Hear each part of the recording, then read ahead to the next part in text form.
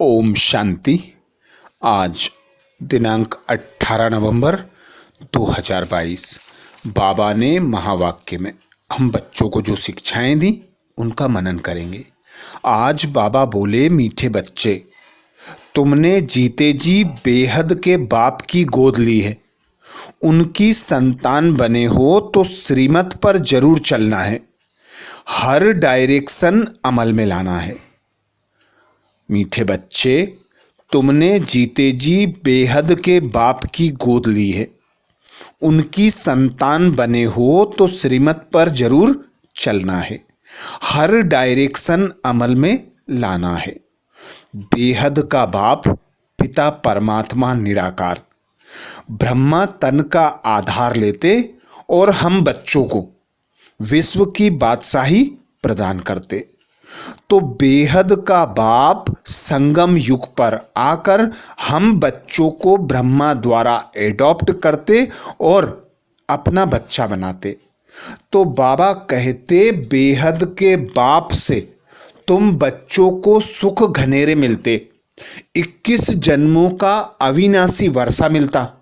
तो ऐसे बाप की श्रीमत को पूरा पूरा फॉलो करना पड़े, बाप का डायरेक्शन अमल में लाना पड़े। इसीलिए बाबा कहते, इस संगम युग पर तुमको लौकिक बाप भी होता और पारलौकिक बाप भी मिलता। दोनों संबंध याद होते। बाप जीते जी तुम बच्चों को एडॉप्ट करते और बेहद सुख का वर्षा देते। तो बेहद सुख का वर्षा अर्थात नर से नारायण बनाते।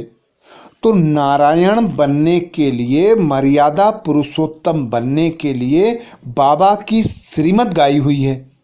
बाबा की श्रीमत पर चलना है।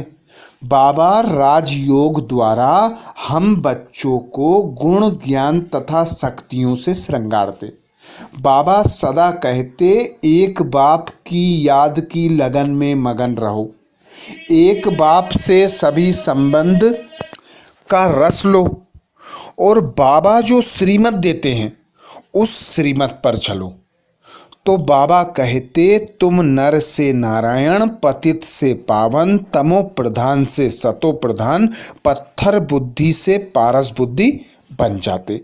इसीलिए बाबा कहते, तुमने अभी पारलौकिक माँ बाप की गोद ली है, उनसे तुम्हें सुख घनेरे लेने हैं। वह हुई हद की गोद, यह है बेहद की गोद। जीते जी गोद ली है। जानते हो, इनकी गोद लेने से हम देवी देवता कुल में सुख घनेरे पाएंगे। तो जिस माता पिता की संतान बने हो उसको जरूर याद करना पड़े। श्रीमत तो गाई हुई है ना, अब तुम प्रैक्टिकल में उनकी श्रीमत पर चल रहे हो। ऐसे नहीं, बाबा कहते, ऐसे भी नहीं झट से सब एडॉप्ट हो जाते हैं। नहीं, आहिस्ते आहिस्ते आते हैं, वृद्धि को पाते जाते हैं। बाबा कहते, अब देवी देवता धर्म की स्थापना हो रही है, झाड़ धीरे धीरे वृद्धि को पाता है। प्रश्न किया बाबा ने, सृष्टि की वानप्रस्थ अवस्था कब से शुरू होती है और क्यों? सृष्टि की वानप्रस्थ अवस्था कब से शुरू होती है और क्यों?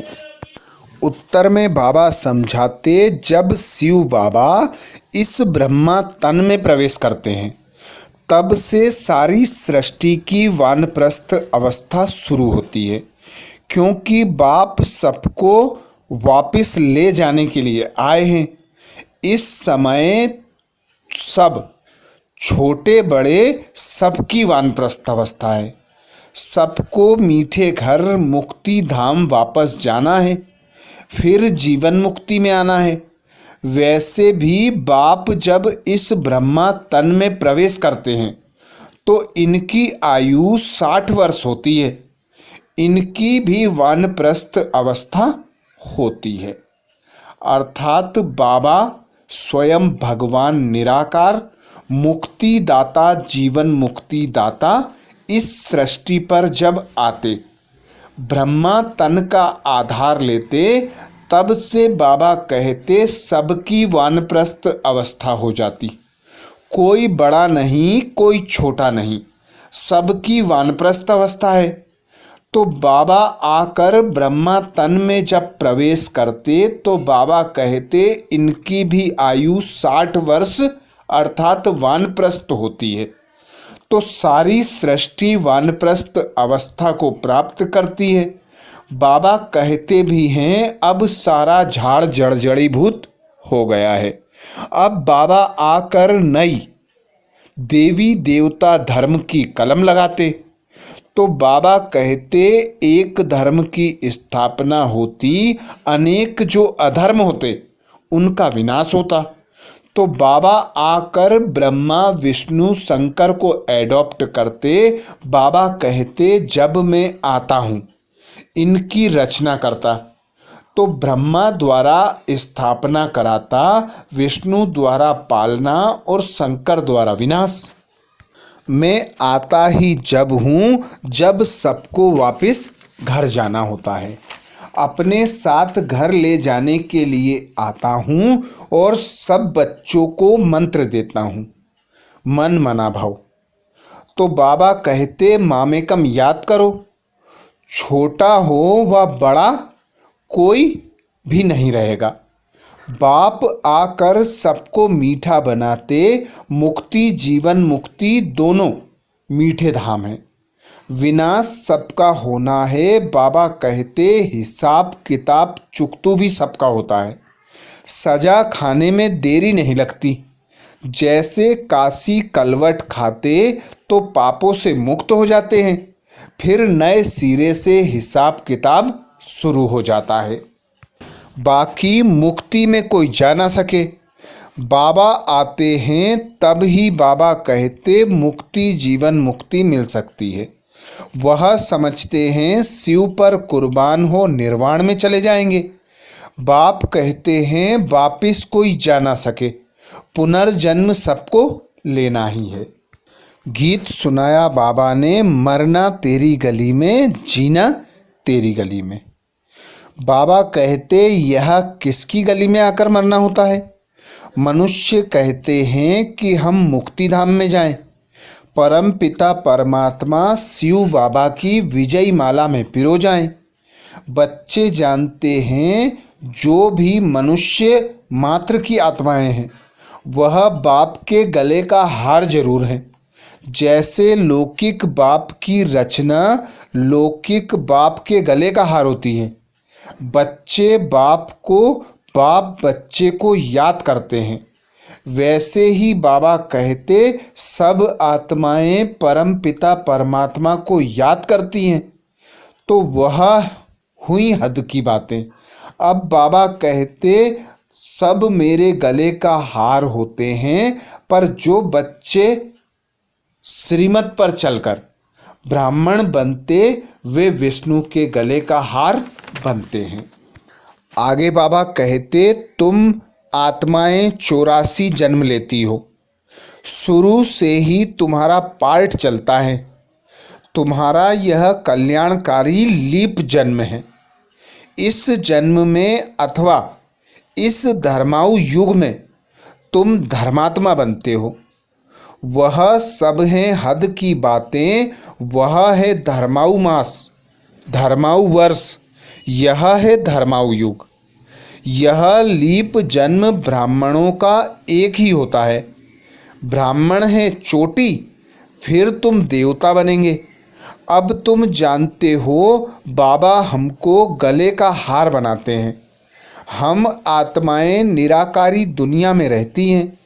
बाबा खुद कहते हैं जब तुम अशरीरी थे तो तुम मेरे पास रहते थे। अभी तुम समझ गए हो हम पहले पहले सतयुग में आएंगे।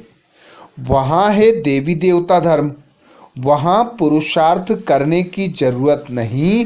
बाबा कहते पुरुषार्थ संगम पर ही किया जाता है। संगम यह है और जो संगम होते हैं उनकी आयु नहीं गिनी जाती। इस संगम की आयु है। बहुत छोटा सा युग है। इस संगम युग में ही बाप आकर इनको बदली करते हैं। बाकी उन युगों का कुछ नहीं है। 2 कला कम होती हैं, राज्य बदली हो जाता है। यह तुमको बाबा कहते साक्षात्कार भी होता है। कैसे राज्य देते हैं। संगम युग में बाप आकर पतितों को पावन बनाते, इसलिए इस युग की आयु तब से शुरू होती जब बाप आते हैं। तो बाबा कहते जरूर आया होगा बाप, कुछ दिया होगा, तभी तो महिमा गाते हैं। वही ज्ञान का सागर है, उनकी मुख वंशावली ज्ञान गंगाएं, ज्ञान नदियाँ ब्रह्मा कुमार कुमारियाँ हैं। ज्ञान भी उन्हीं से पाना है। तो बाबा कहते शिव जयंती आई के आई, तुम बच्चों को बड़े धूमधाम से मनानी है। दिल्ली में बहुत धूमधाम हो सकती है। आगे बाबा समझाते वास्तव में सच्चा तीर्थ यह है। आत्मा और परमात्मा का यह है सच्चा संगम। ज्ञान सागर और ज्ञान गंगाएं, यह बड़ी गुप्त समझने की बातें हैं। मोटी बुद्धि वाले यह नहीं समझेंगे। उन्हों के लिए फिर सहज युक्ति है, शिव बाबा और वर्षे को याद करो। इन द्वारा यह बुद्धि में होने से खुशी का पारा चढ़ेगा। गॉडली स्टूडेंट लाइफ है ना। बेहद का बाप हमको पढ़ा रहे हैं। अभी तुम्हारी बुद्धि में राजयोग का ज्ञान है, जिससे तुम प्रारब्ध पाते हो। वहाँ इस नॉलेज की दरकार नहीं है। कहाँ? सतयुग में। बाबा कहते वहाँ है प्रारब्ध, तुम सुख भोगते हो। सुख में कोई बाप को याद नहीं करते। बाबा कहते हैं कल्प कल्प में आकर राजयोग सिखाता हूँ, रचना के आदि मध्य अंत का राज समझाता हूँ कि यह चक्र कैसे फिरता है। महिमा सारी इस संगम की है। बाकी पतित पावन बाप आकर पुरानी दुनिया से नई दुनिया में ले जाते हैं। पुरानी दुनिया के विनाश के लिए बाबा कहते तैयारियां हो रही हैं। देखते हो आजकल दुनिया में क्या क्या हो रहा है। आज बादशाह है, कल मिलिट्री बिगड़ी तो बादशाह को ही कैदी बना देते हैं, मार डालते हैं। बाबा कहते यह दुनिया अब वानप्रस्थ है। अब सबको घर जाना है। मैं सबको ले जाने के लिए आया हूँ। वरदान दिया बाबा ने। वरदान में बाबा कहते योग की करंट के वाइब्रेशन द्वारा किले को मजबूत करने वाले यज्ञ रक्षक भव। योग की करंट के वाइब्रेशन द्वारा किले को मजबूत करने वाले यज्ञ रक्षक भव। अर्थात बाबा ने श्रीमत दी थी कि अंत समय में बड़े बड़े डाल डालियाँ टाल टालियाँ हिलेंगे। ऐसा समय आएगा कि बड़े बड़े महावीर बच्चे भी हिल जाएंगे, हलचल में आ जाएंगे। तो बाबा कहते अब वह समय नज़दीक है। अब ऐसा योग का किला बनाओ। योग की करंट के वाइब्रेशन ऐसे पावरफुल बनाओ जिससे यज्ञ की रक्षा हो सके। अर्थात कोई भी निश्चय बुद्धि बच्चा संशय बुद्धि न बन सके। पहले पहले ब्रह्मा बाप भी परिस्थिति अनुसार रात रात जग कर योग की सकाश देते थे। ऐसे ही बाबा कहते अब तुम बच्चों को योग के करंट की ऐसी वाइब्रेशन का किला बनाना है जिससे बाबा कहते यज्ञ की रक्षा हो सके। जैसे ब्राह्मण फैमिली बढ़ाने की प्लानिंग करते हो, ऐसे अब यह भी प्लान करो जो कोई भी आत्मा ब्राह्मण परिवार से किनारा नहीं हो सके। किले को ऐसा मजबूत बनाओ जो कोई जा नहीं सके। जैसे चारों ओर करंट की तारें लगा देते हैं, तो आप भी योग के वाइब्रेशन द्वारा करंट की तारें लगा दो। जब यज्ञ के किले को अपने योग के पावरफुल वाइब्रेशन द्वारा मजबूत बनाने का संकल्प इमर्ज हो, तब कहेंगे यज्ञ रक्षक। स्लोगन में बाबा बोले, ज्ञानी तू आत्मा वह है जिसका कर्म साधारण होते भी स्थिति पुरुषोत्तम हो। ज्ञानी तू आत्मा वह है जिसका कर्म साधारण होते भी स्थिति पुरुषोत्तम हो। अर्थात जो बच्चे ज्ञान का स्वरूप होते हैं, बाबा की श्रीमत अनुसार कर्म करते हैं, बाबा के ज्ञान को धारण कर उसका स्वरूप बनकर कर्म करते हैं, तो बाबा कहते ऐसे बच्चे साधारण कर्म करते भी पुरुषोत्तम दिखाई देते हैं। तो ये थे बाबा के महावाक्य। अच्छा, ओम शांति।